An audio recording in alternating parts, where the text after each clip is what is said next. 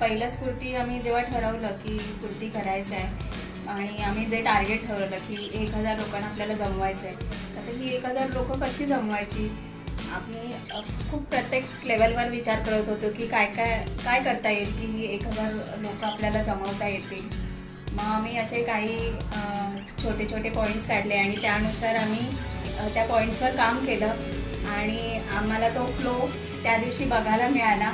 की 1000 आणि 1000पेक्षा जास्त लोक आम्हाला तिथे दिसत होती आणि एवढ्या लोकांमध्ये मेडिटेशन करणं म्हणजे एकदम ऑसम एक्सपिरियन्स होता आणि एवढं ब्लिसफुल मेडिटेशन झालं की आणि त्या दिवशी अजून एक छान बातमी मिळाली की जो अँकर होता त्याला बाळ झालं होतं आणि त्या बाळाचा या 24ला बड्डे आम्ही सेलिब्रेट करणार आहोत.